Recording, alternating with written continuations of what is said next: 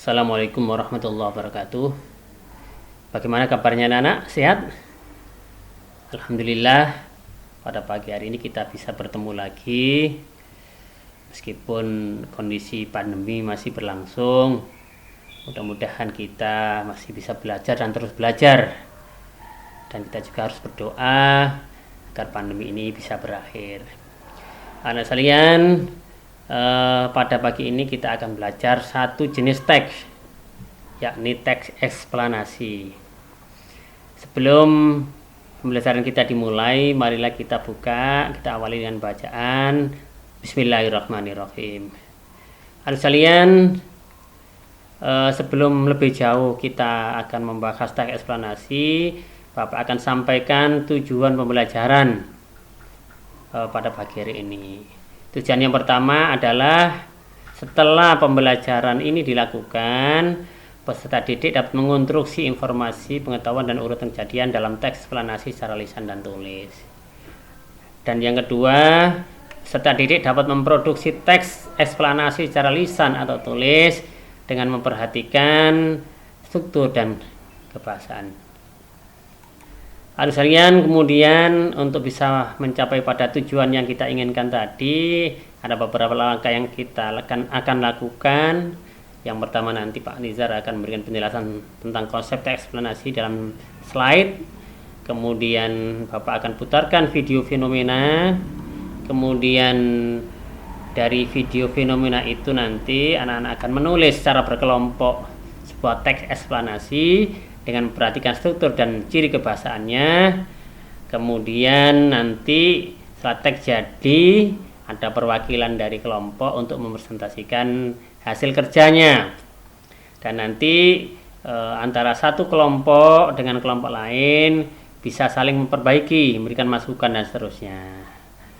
Kemudian dari masukan-masukan yang diberikan nanti digunakan oleh masing-masing kelompok untuk memperbaiki teks yang dimilikinya sehingga menjadi teks yang lebih baik.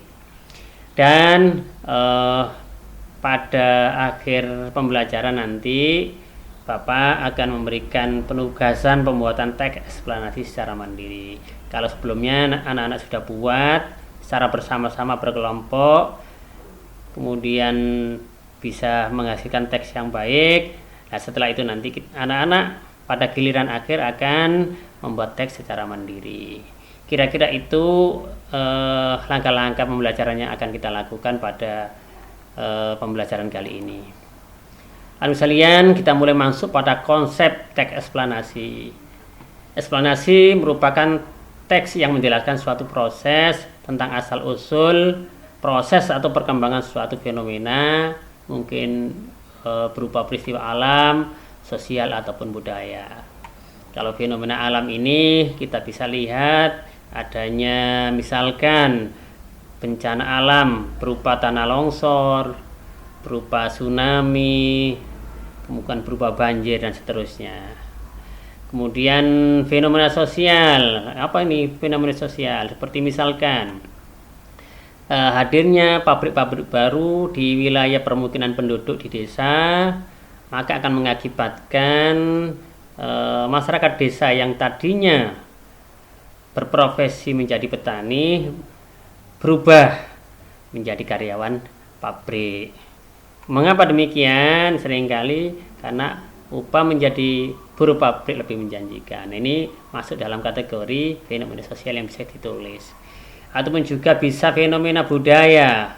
Misalkan kita akan menulis tentang tradisi ngaben di Bali, atau kita juga bisa tulis tradisi kolak ayam di daerah Gumeno, Gresik pada setiap Ramadan.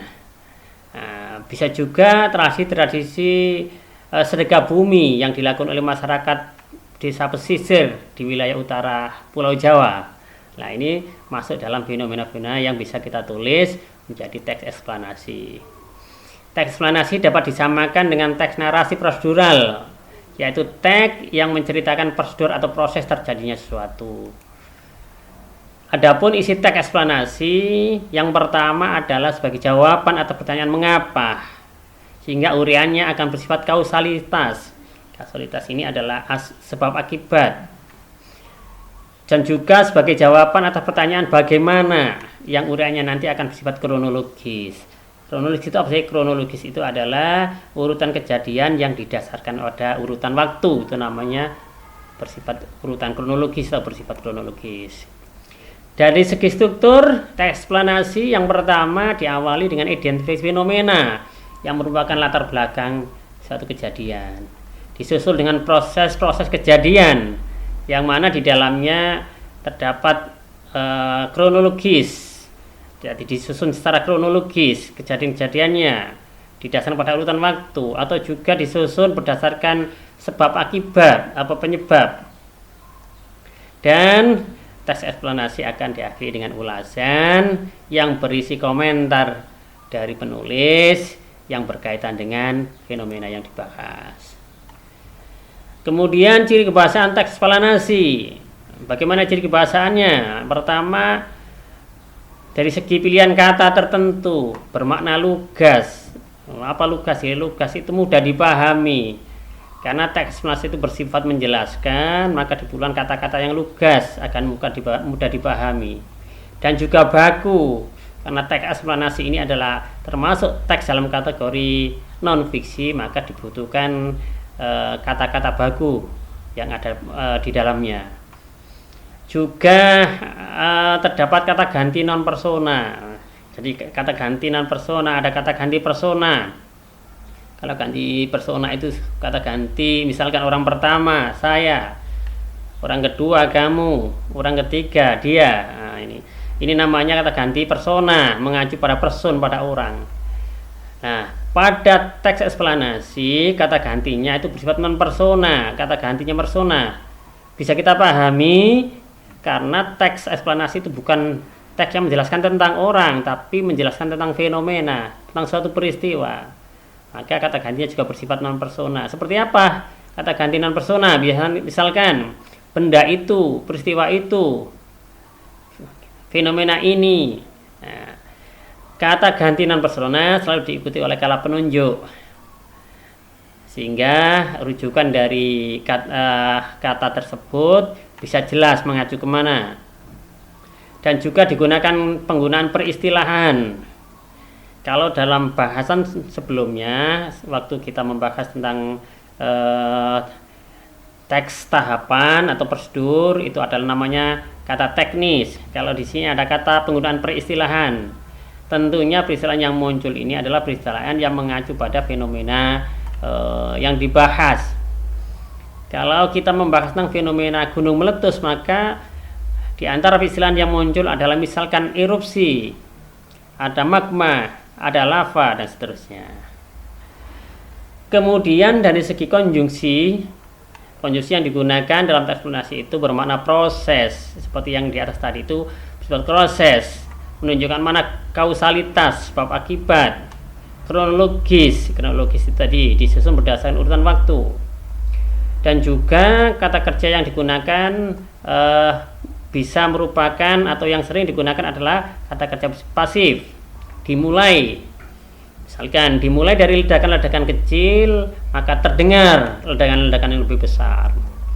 Atau bisa juga lava yang awalnya terlihat sedikit kemudian nampak lebih besar. Nah, ini dari segi penggunaan kalimat-kalimat pasif yang ada di dalamnya.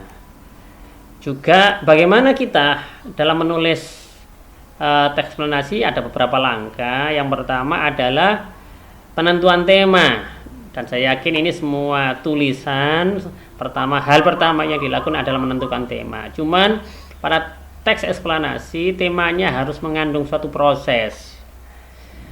Kemudian perlu juga pengumpulan bahan-bahan. Ini juga sama dengan mungkin dalam menulis teks-teks lain. Perlu mengumpulkan banyak bahan. Semakin banyak bahan yang kita kumpulkan, maka tulisan kita semakin bagus, semakin kaya, semakin berisi, semakin berkualitas. Untuk memudahkan kita dalam menulis, kita perlu membuat peta pikiran atau peta konsep.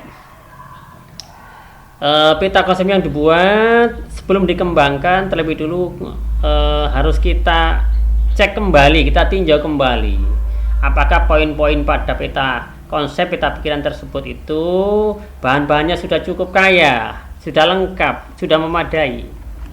Kalau belum, otomatis kita harus menggalihnya, kita harus melengkapinya, memperbaikinya dengan menambah beberapa bahan-bahan dari buku-buku, dari internet atau dari sumber-sumber lain yang bisa dipertanggungjawabkan. Setelah bahan dirasa cukup, maka kita akan mengembangkan peta pikiran yang dibuat itu menjadi teks utuh. Anak-anak sekalian, dengan demikian menulis teks eksplanasi berarti menuangkan pengetahuan tentang suatu proses atau rangkaian peristiwa. Pengetahuan itu dapat berhubungan dengan masalah alam, yang disebut dengan fenomena alam, fenomena sosial dan fenomena budaya, bahkan agama dan mungkin fenomena-fenomena lainnya. Kemudian tema yang harus dipilih adalah tema-tema yang mengungkapkan suatu tahapan, rangkaian, kegiatan atau peristiwa, perkembangan, pertumbuhan, penyebaran, perubahan dan sejenisnya, karena sifatnya berupa proses. Harus kalian, itu penjelasan tentang konsep yang ada pada teks yang akan kita pelajari bersama. Nah, selanjutnya Bapak akan putarkan video. Tolong diperhatikan tahapan-tahapannya, bagian-bagiannya, sehingga nanti ketika anak-anak menulis teks eksplanasi tidak mengalami kesulitan. Silakan disaksikan. Saat memikirkan gunung berapi, apa hal pertama yang terlintas di benakmu? Aliran lava merah panas mengepul yang mengalir di sisinya? Awan abu gelap membumbung tinggi ke langit? Atau justru terbayang pemandian air panas yang menenangkan? Nyamannya. Pasti, kita semua membayangkan satu hal, gunung berbentuk kerucut yang menjulang di cakrawala. Tapi gunung itu bisa juga hijau dan subur seperti gunung lain. Tapi tentu, di bagian atasnya terdapat lubang raksasa, seperti celah yang menganga jauh ke bawah. Di dalam ada lava dan gas yang didorong keluar. Begitu panasnya lava, jika kamu berdiri di puncak gunung berapi dan melihat ke dalamnya, wajahmu akan terasa semerah warna batuan cair yang keluar dari sana. Letusan gunung berapi selalu memengaruhi manusia, dan yang aku maksud bukan cuma warga yang tinggal di sekitarnya. Dampaknya biasanya juga terasa dalam skala global. Pesawat tidak bisa terbang untuk beberapa saat karena selimut abu yang dilepas ke udara. Belum lagi kesulitan bernapas yang mengikuti kemudian. Karbon dioksida, sulfur dioksida, dan banyak gas beracun lainnya yang nama-namanya akan membawamu kembali ke kelas kimia saat SMA. Anehnya, sebagian besar awan yang muncul dari gunung berapi hanyalah air, yang lebih tepatnya menguap akibat suhu mendidih itu. Tapi sebelum meletus, gunung berapi melewati sejumlah tahap layaknya remaja puber. Pertama, magma, yang adalah lava sebelum meletus ke permukaan dan namanya berubah, mulai bergerak di bawah gunung berapi. Pergerakan ini menyebabkan gempa bumi yang makin parah dan berbahaya seiring waktu. Kemudian, uap dan berbagai gas mulai keluar dari lubang-lubang di kerak planet. Bumi kita mirip seperti ceret teh yang hampir bersiul. Saat emisi gas dan gempa bumi kian membesar, biasanya gunung berapi akan meledakkan puncaknya. Tapi tahap pertama ini bisa memakan waktu bertahun-tahun sebelum letusan terjadi. Kemudian magma mulai menumpuk. Dengan makin banyak tekanan, cairan panas ini makin ingin keluar. Sulit untuk menyadari tahap ini terjadi jika tanpa peralatan yang tepat. Untungnya, para ilmuwan memilikinya dan mereka tidak pelit informasi.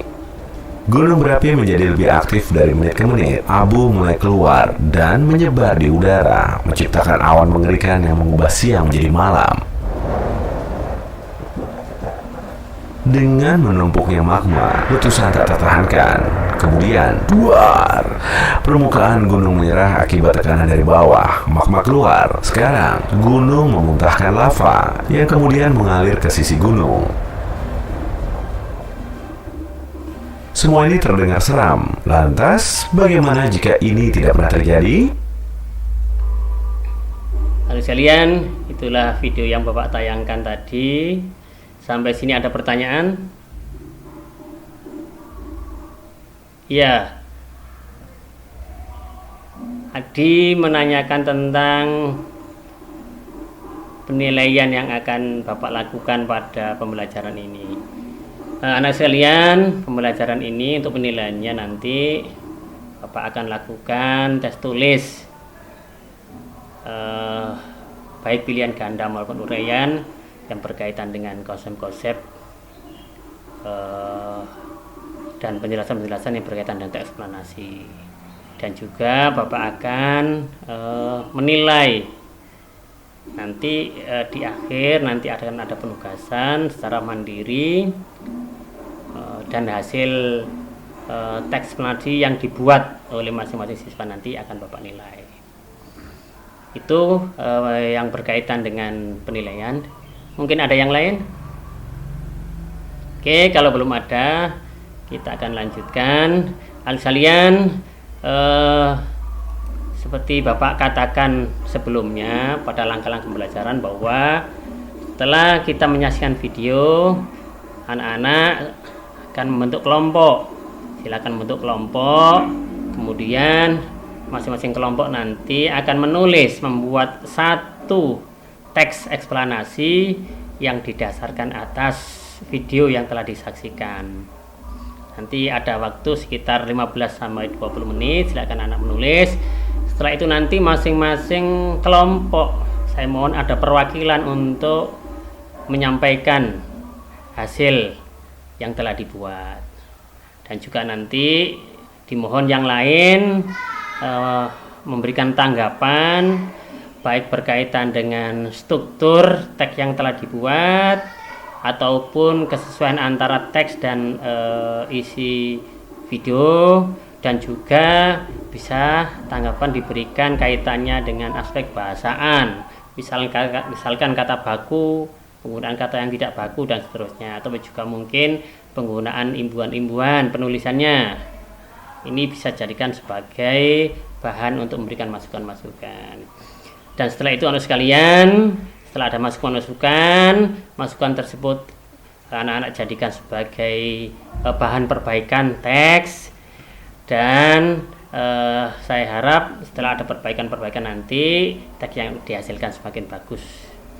Dan anak sekalian, setelah itu nanti di akhir pembelajaran Bapak akan memberikan tugas untuk anak-anak membuat teks eksplanasi secara sendiri. Jadi kalau tadi di kelas kita telah membuat melalui secara berkelompok, kita buat teks, dan setelah itu nanti anak-anak dapat gambaran bagaimana cara menulis teks eksplanasi yang baik, di samping dengan ditambah informasi diskusi tadi itu, dan itu sudah cukup sebagai bahan anak-anak untuk membuat teks eksplanasi sendiri di rumah.